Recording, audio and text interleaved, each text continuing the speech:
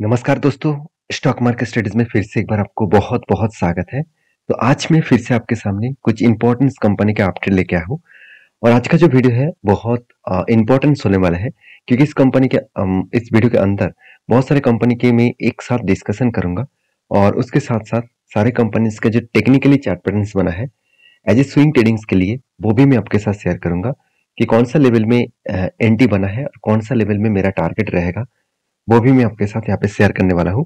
तो वीडियो को लास्ट तक जरूर देखिएगा और अभी तक अपने चैनल को सब्सक्राइब नहीं किया तो सब्सक्राइब जरूर करिएगा। तो चलो देख लेते हैं कौन सा कंपनी है इस वीडियो के अंदर। तो सबसे पहले मैं जो बात करूंगा इसका नाम है इंडियन एनर्जी एक्सचेंज लिमिटेड। तो इंडियन एनर्जी एक्सचेंज लिमिटेड के बारे में बात करूं तो इस कंपनी के जो मार्केट कैप है वो करीबन 11,800 करोड़ के आसपास है और इस कंपनी के ऊपर एक बिजनेस जो है वो मोनोपोली जैसे बिजनेस था। आज वो मोनोपोली बिजनेस खत्म हो चुके हैं क्योंकि गवर्नमेंट ने कुछ पॉलिसीज चेंज किए और जिसके चलते है कंपनी का मोनोपोली बिजनेस खत्म हो गया। इसके चलते बहुत सारे लोगों को यही लग रहा था कि कंपनी बंद हो जाएगा, बर्बाद हो जाएगा। मेरे हिसाब से तो बिल्कुल नहीं होगा क्योंकि कंपनी की जो परफॉर्मेंस है वो बेस्ट है और मैं बेस्ट किस तरीके से मैं आपको दिखा देता हूँ। जैसे आप देखेंगे तो कंपनी का रिजर्व 75 करोड़ था, आज वो बढ़ के हो चुके हैं 695 करोड़। तो बोरिंग्स के बारे में बात करें तो कंपनी के बोरिंग्स एकदम ना के बराबर था, जीरो के आसपास। और इस बार थोड़ा सा बोरिंग्स देखने को मिला, करीबन 14 करोड़ के आसपास। तो आदर्श लायबिलिटी जो है, लायबिलिटी में एक चीज आप ध्यान से देखना कि कंपनी के ट्रेड पेबल्स मतलब कितना पैसा देना बाकी है, इतना 400 करोड़ के आसपास। और कंपनी की इनकम कितना हुआ, अगर मैं इनकम के ईयर ऑफ ईयर बेसिस देखूं तो कंपनी की इनकम सिर्फ 300 करोड़ के आसपास हुआ। तो सोचिए कंपनी का 300 करोड़ का इनकम हुआ और 400 करोड़ कंपनी का पेमेंट करना बाकी है। तो यहाँ पे कुछ मतलब कुछ ना कुछ तो पैसा उठाना चाहिए उसको। तो वो पैसे कहाँ से मिटाएंगे? देखिए कंपनी का ट्रेड कितना रिसीव हुआ वो भी देख लीजिए। कंपनी का उतना ज्यादा ट्रेड रिसीव नहीं हुआ, करीबन 7 करोड़ के आसपास ट्रेड रिसीव हुआ है। तो देखा जाए तो कंपनी के जो ट्रेड पेबल है वो ज्यादा है। फिर भी कंपनी सारे चीजों को मेंटेन करने के बाद कंपनी अच्छा खासा यहाँ पे मतलब प्रॉफिट को जनरेट कर रहा है। कंपनी का फिक्स एसेट 22 करोड़ के आसपास था, आज वो बढ़ के हो चुके हैं 112 करोड़। तो कंपनी की दो चीज आपको बहुत अच्छा लगेगा। पहले है कैश कन्वर्जन साइकिल्स, जो सबसे मुझे बेस्ट लगा। एक कैश कन्वर्जन साइकिल्स सिर्फ 6 दिन है, मतलब 6 दिन है। पहले तो एक दिन के अंदर अंदर कंपनी के हाथ में पैसा आ रहा था, मतलब कंपनी जो पैसा बिजनेस के ऊपर इन्वेस्ट किए थे, बिजनेस के ऊपर लगाया था, वो पैसा घूम फिर कर कितने दिनों में वापस आया, उसी को कहा जाता है कैश कन्वर्जन साइकिल्स। तो कैश कन्वर्जन साइकिल्स 6 दिनों के अंदर अंदर कंप्लीट हो रहा है। और मजेदार बात है कंपनी का आरओसी जो है वो हर दिशा में आपको 50% के ऊपर देखने को मिलेगा। तो इसीलिए कंपनी का जो प्रॉफिट एंड लॉस है वो भी देखिए लगातार बढ़ते चले गए और ऑपरेटिंग प्रॉफिट मार्जिन 70 to 80% के आसपास है। तो सोचिए इतने शानदार परफॉर्मेंस करने वाला कंपनी के ऊपर क्या आपको लग रहा है कि कंपनी का मोनोपोली चला गया, क्या कंपनी बर्बाद हो गया? मेरे हिसाब से तो नहीं। आपके हिसाब से क्या है, आपकी क्या राय है, जरूर कमेंट्स करके बताना। तो और एक चीज मैं आपको आपके साथ शेयर करूंगा, वो है कंपनी का देखिए प्रोसीड फ्रॉम बोरिंग्स और पेमेंट पेमेंट फॉर बोरिंग्स। मतलब जो कर्जा था वो कर्जा पहले एक बार 3 करोड़ का कर्जा लिया गया था, नेक्स्ट ईयर में ही वो पूरा का पूरा मिटा दिया गया। और कंपनी डिविडेंड पेड कितना कर चुके हैं, करीबन 90 करोड़ के आसपास। तो कंपनी अच्छा खासा डिविडेंड पे भी किया है और कंपनी के सारे पैरामीटर्स एक पॉजिटिवली मोमेंटम शो कर रहा है, जिसके चलते कंपनी में कुछ दिनों से एक छोटा छोटा क्वांटिटी करके यहाँ पे होल्डिंग्स को उठाया जा रहा है। 36%, 41%, 56%, इस तरीके से कुछ क्वांटिटी यहाँ पे उठाया जा रहा है। तो रही बात कंपनीज के चार्ट पैटर्न्स का, तो ध्यान से इस चीज को देखना। तो मैंने एक ट्रेड लिया था और मतलब ट्रेड ऑलमोस्ट ले चुका हूँ। और ट्रेड कहाँ पे बना, देखिए यहाँ पे कंटिन्यूसली एक बाइंग ट्रेड बना, मतलब कंटिन्यूसली एक ग्रीन कैंडल बनता गया और इस ग्रीन कैंडल को मार्किंग किया। तो यहाँ पे परसेंटेज निकल के आए 21% के आसपास।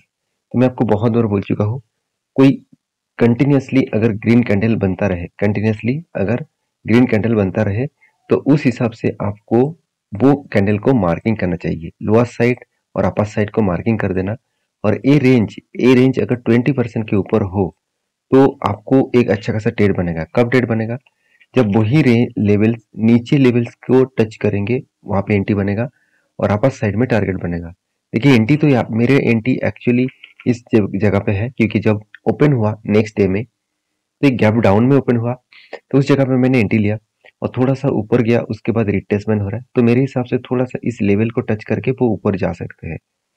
तो यहाँ पे टारगेट बनेगा तो 20% के आसपास टारगेट बन सकता है। तो मैं तो इस कंपनी के ऊपर बुलिश हूँ। आपका क्या राय है जरूर कमेंट्स करके बताना। नेक्स्ट जो कंपनी है उसके बारे में बात करूँ, उसका नाम है आरती इंडस्ट्रीज। देखिए आरती इंडस्ट्रीज इंडिया की एक पॉपुलर केमिकल सेक्टर कंपनी है। कंपनी सिर्फ केमिकल्स के ऊपर नहीं, फार्मास्यूटिकल्स प्रोडक्ट्स के ऊपर भी काम कर रहा है। कंपनी की खासियत यही है कि कंपनी के 21 मैन्युफैक्चरिंग यूनिट्स है और 100 से भी ज़्यादा प्रोडक्ट्स है। 700 से भी ज़्यादा डोमेस्टिक कस्टमर है।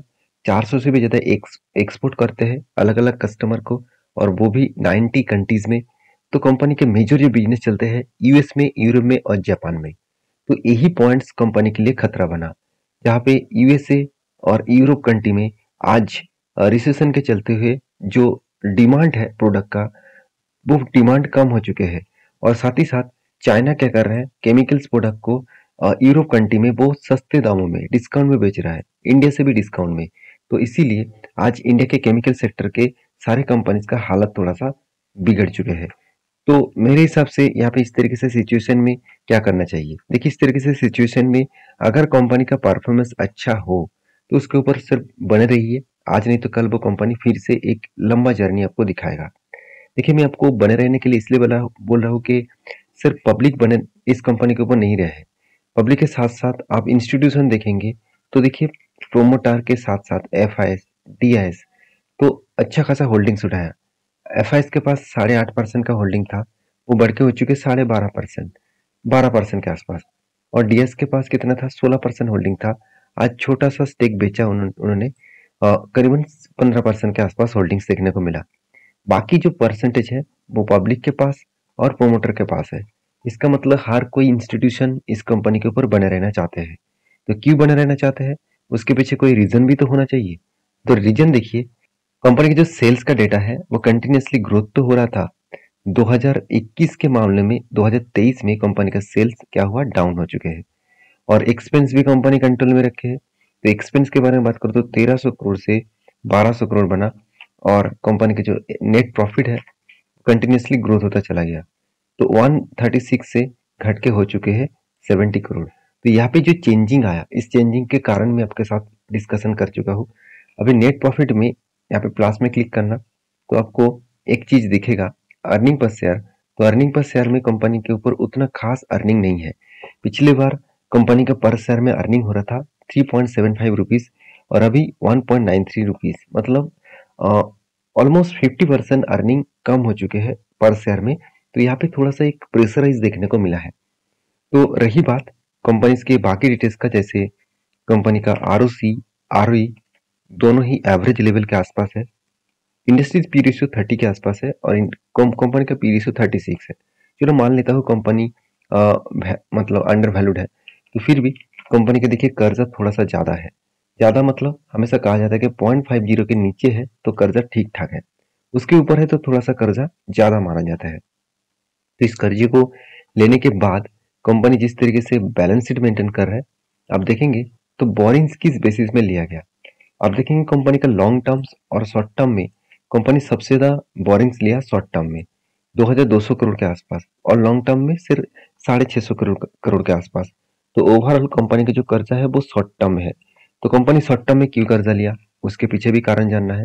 देखिए उसके पीछे मेन रीजन जो है कंपनी का CWIP।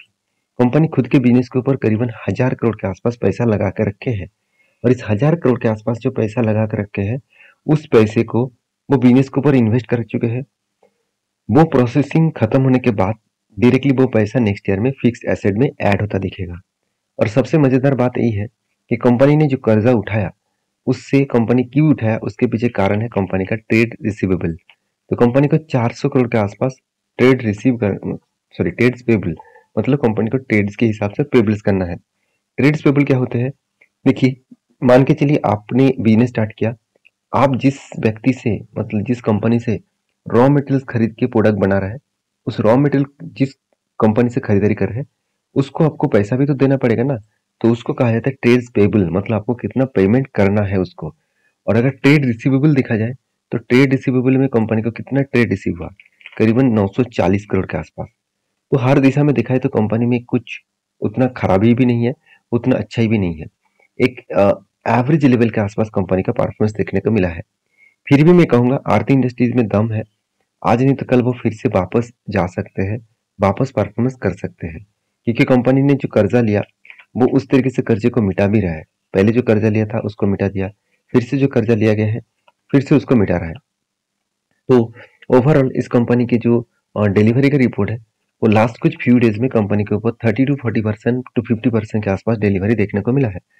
अभी यही चीज को मैं यहाँ पे आरती इंडस्ट्रीज के चार्ट पैटर्न के हिसाब से दिखा दूं तो कंटिन्यूसली एक सेल अप मोमेंटम देखने को मिला। यहाँ पे आप देख सकते हैं, यहाँ पे एक स्ट्रांगली रेजिस्टेंस को वो फेस किया है, बार बार वो रेजिस्टेंस को फेस किया। तो नेक्स्ट कुछ प्रीवियस कुछ डे में भी देखेंगे तो एक रेजिस्टेंस को वो बार बार फेस कर रहे हैं। तो जब तक इस रेजिस्टेंस को ना तोड़े तब तक कोई ट्रेड लेना मेरे हिसाब से ठीक नहीं रहेगा, क्योंकि इस रेजिस्टेंस को टच करने के बाद फिर से वो वापस आ सकते हैं और फिर से वो रिटेस्ट कर सकते हैं। यहाँ पे जो ग्रीन कलर का कैंडल दिख रहा है, सॉरी ग्रीन कलर का जो ट्रेंड दिख रहा है ये बहुत स्ट्रांग है। तो इस लेवल को जरूर याद रखिएगा, क्योंकि यही लेवल को ब्रेकआउट करने के बाद एक बड़ा सा मोमेंटम हुआ था। तो मेरे हिसाब से यहाँ पे इस लेवल कंपनी के लिए एक स्ट्रांग सपोर्ट जोन बन सकता है। तो फिलहाल के लिए अभी कोई भी ट्रेड नहीं है, मैं कोई भी ट्रेड नहीं लिया। जब मैं ट्रेड लूंगा, कोई लेवल बनेगा, तब मैं आपके साथ जरूर शेयर करूंगा। और हाँ, आपको टेलीग्राम में भी अपडेट दे दूंगा, जाकर आप टेलीग्राम को चेकआउट कर सकते हैं। तो वीडियो अगर अच्छा लग रहा है तो प्लीज एक लाइक जरूर कर देना, क्योंकि आपके लिए सारे पॉइंट्स कंटिन्यूसली इसीलिए शेयर करता हूँ क्योंकि आपको पता चले कि हाँ, जब मार्केट करेक्शन में हो, all over Indian market correction में हो, तब क्या इस सिचुएशन में क्या करना चाहिए। नेक्स्ट जो कंपनी उसके बारे में बात करूँ, उसका नाम है आईडीएफसी फर्स्ट बैंक। देखिए आईडीएफसी फर्स्ट बैंक इंडिया के एक पॉपुलर बैंक है। और इस पॉपुलर बैंक के बारे में क्यों बात करूंगा, क्योंकि इस कंपनी की जो खासियत है, कंपनी कोई छोटा मोटा बैंक नहीं, आज बड़ा बैंक बन चुका है, करीबन 61,800 करोड़। और आईडीएफसी बैंक का सबसे मजेदार बात यही है कि कंपनी ने बहुत ज्यादा कर्जा लिया, करीबन 2 लाख करोड़ के आसपास। जितना कंपनी का मार्केट कैप है उससे 4 गुना ज्यादा कंपनी कर्जा ले लिया। और इस 4 गुना कर्जा लेने के कारण कौन सा है वो मैं आपको बताऊंगा। उससे पहले कंपनी का एनपीए देखेंगे तो कंपनी के एनपीए 2,400 करोड़ के आसपास है। इसका मतलब सॉरी एनपीए नहीं, नेट प्रॉफिट जो है वो 2,400 करोड़ के आसपास है। इसका मतलब कंपनी इतना कर्जा लेने के बाद भी अच्छा खासा यहाँ पे प्रॉफिट किया। और इसी प्रॉफिट को मैं आपके साथ क्वार्टरली रिजल्ट के हिसाब से दिखा दूं तो कंपनी के देखिए रेवेन्यूज जो है वो लगातार बढ़ते चले गए। और इस बार कंपनी का हाईएस्ट रेवेन्यूज देखने को मिला। और हाईएस्ट रेवेन्यूज है, हाईएस्ट इंटरेस्ट भी कंपनी पेमेंट की, और साथ ही साथ कंपनी का नेट प्रॉफिट भी हाईएस्ट देखने को मिला। तो हर दिशा में कंपनी का पॉजिटिवली और हाईएस्टली ग्रोथ देखने को मिला है, जिसके चलते कुछ दिनों से कंपनी के ऊपर एक मैसिव जंप देखने को मिला है। अभी 2 पॉइंट्स आपको देखना चाहिए। पहली बात, कंपनी का बैलेंस शीट। देखिए कंपनी के बैलेंस शीट में आपको देखना है कंपनी का रिजर्व किस तरीके से ग्रोथ हो रहा है। देखिए 2017 में था 11,000 करोड़, आज वो बन चुके हैं 19,000 करोड़। तो इसका मतलब कंपनी के रिजर्व लगातार बढ़ते चले गए। बोरिंग्स के बारे में बात करो तो 90,000 करोड़ से बढ़ के हो चुके हैं 2 लाख करोड़। अभी इस बोरिंग्स किस बेसिस में लिया गया वो देखना बहुत इंपॉर्टेंस है। अगर ये borings long term short term के लिए लिया गया है तो थोड़ा सा कंपनी के लिए मैं वीकनेस जरूर सोचूंगा, क्योंकि कंपनी खुद के पर्सनल पर्पस में भी उस पैसे को यूज करेंगे और लोन्स के लिए भी यूज करेंगे। तो आदर्श बोरिंग जो है वो एक्चुअली पूरा का पूरा पैसा वो मार्केट में लोन के हिसाब से देने के लिए ही यूज कर रहा है। तो मेरे हिसाब से 2 लाख जो रुपया इस बार उठाया गया कर्जे के हिसाब से, वो टोटली लोन के हिसाब से उठाया गया। और एक रूल्स के हिसाब से, गवर्नमेंट के रूल्स के हिसाब से, आरबीआई के रूल्स के हिसाब से किसी भी बैंक के पास 9% के नीचे पैसा नहीं होना चाहिए, 9% के ऊपर पैसा होना चाहिए हमेशा के लिए। इसको कहा जाता है सी कैपिटल एडुकेशियो रेशियो। तो सीआर परसेंटेज। तो कंपनीज के जो सीआर परसेंटेज है वो आप देखेंगे तो यहाँ पे आपको देखने को मिल जाएगा। ये कंपनी का कैपिटल एडुकेसी रेशियो कितना है, 16%, जो मैं आपको पहले बोल चुका हूँ, जो 9% के ऊपर होना चाहिए था। तो कंपनीज के एज ए इन्वेस्टर, प्रोमोटर से लेकर एफएसडीएस पब्लिक, हर किसी ने निवेश करके रखा। क्यों ना निवेश करे, क्योंकि जो कंपनी इतना शानदार जो परफॉर्मेंस कर रहा है। तो इस कंपनी के लास्ट कुछ फ्यू डेज का डेटा दिखा दूं तो कंपनी के ऊपर कंटिन्यूसली एक 40 से 50% के आसपास डिलीवरी उठाया जा रहा है। तो एक पॉजिटिवली डिलीवरी उठाया जा रहा है और इस पॉजिटिवली डिलीवरी इसीलिए उठाया जाया क्योंकि यहाँ पे एक शानदार तरीके से एक पैटर्न क्रिएट हुआ था। और वो पैटर्न्स के बारे में बात करूँ तो ध्यान दीजिएगा इस पैटर्न्स को। यहाँ पे देखिए लॉन्ग टर्म जर्नी के हिसाब से देखा है तो एक कप विथ हैंडल पैटर्न्स बना और यहाँ पे ब्रेकआउट भी हुआ। और उसके बाद देखिए मैंने इस जगह पे एंट्री भी लिया और मैंने आपको ये भी बताया था कि अगर आपको कोई भी रेजिस्टेंस फेस करना पड़ेगा तो वो लेवल्स कुछ इस जगह पे है, यहाँ पे है 81 के आसपास।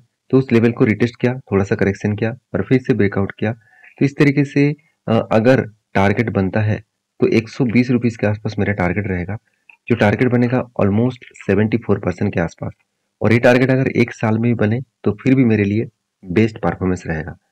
तो नेक्स्ट जो कंपनी है उसके नाम क्या है? नेक्स्ट जो कंपनी उसका नाम है थिम्स मेडिकेयर लिमिटेड। तो ये कंपनी एक फार्मास्यूटिकल सेक्टर के बिलोंग कर मतलब सेक्टर के ऊपर काम कर रहा है। कंपनी बहुत छोटा है, करीबन 1700 करोड़ के आसपास। और कंपनी के ऊपर एक एक्स्ट्रा बेनिफिट कंपनी दे रहा है, वो है स्प्लिट का। कंपनी आपको 10 तारीख को स्प्लिट देने वाला है और वो भी हर एक शेयर में आपको 10 शेयर स्प्लिट के हिसाब से देने वाले हैं। इसका मतलब आपके पास एक शेयर है, उसके बदले में आपको 10 शेयर मिल जाएगा। तो वीडियो में आपको सारी जानकारी जो है एडुकेशन पर्पस में शेयर किया हूँ। कोई भी मेरी तरफ से बाय एंड सेल का रिकमेंडेशन नहीं है। तो आपको किसी भी कंपनी के ऊपर काम करना है तो आपके रिस्क के हिसाब से, आपकी सोच के हिसाब से काम करिए। और आपका कोई भी एडवाइजर है तो उसके साथ बातचीत करके काम करिए। तो मेरे काम था सारी चीज़ों को आपको समझाना, सिखाना और दिखाना। तो आपकी क्या राय है इस कंपनी के ऊपर? जरूर कमेंट्स करके बताना। मिलते हैं नेक्स्ट वीडियो में, तब तक के लिए अच्छे से रहिए, अपने ख्याल रखिए। धन्यवाद।